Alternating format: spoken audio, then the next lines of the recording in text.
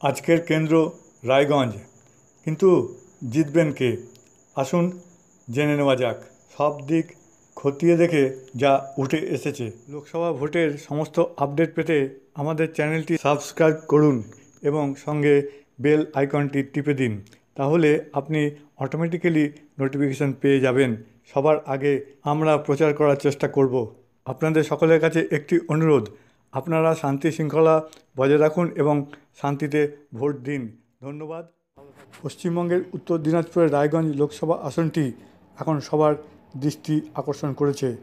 এই আসন থেকে 4 নামী রাজনীতিবিদ অংশ নিচ্ছেন। কে জিতবেন তাই নিয়ে এখন রাজনৈতিক মহলে হিসেব নিকেশ চলছে। এই আসনে এবার চতুর্মুখী লড়াই হতে চলেছে। নির্বাচনে প্রতিদ্বন্দ্বীকারী 4 প্রার্থীই শক্তিশালী। 4 প্রার্থীরই দাবি তারাই জিতবেন। আসলে জিতবেন কে? রায়গঞ্জ আসনের বর্তমান বা বিদায়ী সাংসদ রয়েছেন সিপিএমের কেন্দ্রীয় নেতা ও পলিট ব্যুরো সদস্য মোহাম্মদ সেলিম। তিনি এবারও এই আসনে প্রতিদ্বন্দ্বিতা করছেন।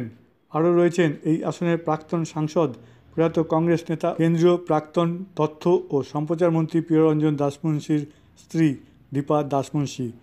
দীপা দাসমুন্সিও ছিলেন কংগ্রেসের নেতৃত্বাধীন ইউপিএ আমলে কেন্দ্রীয় নগর উন্নয়ন দপ্তরের প্রতিমন্ত্রী।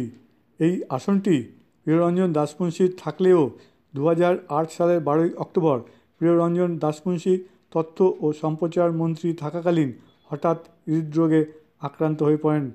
একটানা 9 বছর কোমায় থাকার পর তিনি প্রয়াত হন 2017 সালের 20 নভেম্বর। আসন নিয়ে এখন লড়াই শুরু হয়েছে 4 প্রার্থীর মধ্যে। একদিকে বর্তমান সাংসদ সেলিম, অন্যদিকে সাবেক সাংসদ দীপা দাসমুন্সি আর নতুন 2 প্রার্থী বিজেপির দেবশ্রী চৌধুরী আর তৃণমূলের কানাইয়া লাল আগরওয়াল। কানাইয়া লাল ছিলেন এই রায়গঞ্জ আসনের ইসলামপুর বিধানসভার কংগ্রেস বিধায়ক এবং ইসলামপুর পৌরসভার চেয়ারম্যানও। তিনি সম্প্রতি কংগ্রেস ছেড়ে তৃণমূলে যোগ দিয়েছেন এবং তৃণমূল তাকে এই আসনে প্রার্থী করেছে। আগরওয়াল মনে করেন, কংগ্রেস কর্মী হিসেবে তার বিরাট জনপ্রিয়তা রয়েছে এই এলাকায়। এবার তিনি তৃণমূলে যোগ দেওয়ার বাড়তি জনপ্রিয়তা পাবে, ভোট বাড়বে। তিনি নিশ্চিত মমতার উন্নয়নের জোয়ারে তিনি জিতে যাবেন।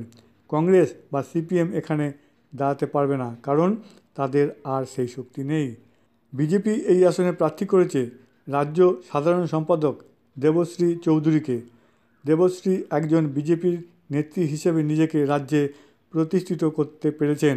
ইসলামপুরের দাড়িভিটা হাই স্কুলে জোর করে উর্দু শিক্ষক নিয়োগের সিদ্ধান্ত নিলে এলাকাবাসী সহ বিশ্ববিদ্যালয়ের শিক্ষার্থীরা প্রতিবাদে গর্জে ওঠে। তাদের দাবি ছিল, এখানে উর্দু পড়ার কোনো ছাত্র নেই, কেন এখানে উর্দু শিক্ষক নিয়োগ হবে?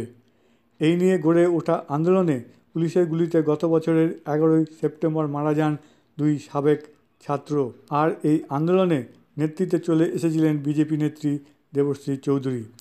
তিনি জোর দিয়ে বলেছেন, এবার এই আসনে বিজেপি জিতবে, মানুষ ঘুরে গেছে বিজেপির দিকে। তিনিও নিশ্চিত জয়ের ব্যাপারে। বলছেন, এই রাজ্যে আর পেরে উঠছে না কংগ্রেস, বাম দল ব্রাত্য হয়ে গেছে, তৃণমূল খুনের রাজনীতিতে মেতেছে, গণতন্ত্র হরণ করেছে, সুতরাং তাদের দিন সামনে। এই রায়গঞ্জের আরেক শক্তিশালী প্রার্থী হলেন সিপিএমের মোহাম্মদ সেলিম। এবার নির্বাচনের প্রাক্কালে পশ্চিমবঙ্গে বাম এবং কংগ্রেস জোট নিয়ে তৎপরতা শুরু হলে বাধা আসে এই রায়গঞ্জ আসন নিয়েই। কারণ এই আসন থেকে এবার লড়ার জন্য নেমে পড়েন কংগ্রেস নেত্রী দীপা দাসমুন্সিও।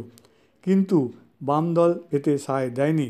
বাম দল বারবার প্রস্তাব রাখে, গত 2014 সালের নির্বাচনে কংগ্রেস যে 4টি এবং সিপিএম যে 2টি আসনে জয়ী হয়েছিল, সেই আসনগুলিতে সেই সব দলই প্রার্থী দেবে।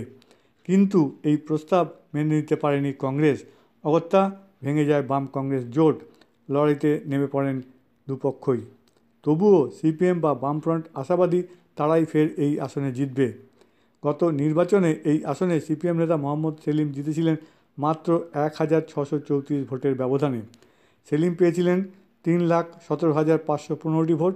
তার নিকটতম প্রতিদ্বন্দ্বী দীপা দাসমুন্সি পেয়েছিলেন 3,15,881টি ভোট। আর বিজেপি প্রার্থী অভিনেতা নিমু ভৌমিক পেয়েছিলেন 2,03,131টি ভোট। এবার গত বছরের ভোট অঙ্ক মিলিয়ে দীপা দাসমুন্সি মনে করেন, জয় তার জন্য অপেক্ষা করছে। রায়গঞ্জের মানুষ এখনও মনে রেখেছেন তার প্রিয় নেতা প্রিয়রঞ্জন দাসমুন্সিকে। তাই তাকে মনে করে এবার রায়গঞ্জের মানুষ কংগ্রেসকেই ভোট দেবেন। 4 জন প্রার্থী এই জয়ের জন্য আশাবাদী এবং তারা হিসেব নিকেশও করে বলছেন যে তারাই জিতবেন। কিন্তু জিতবেনটা কে?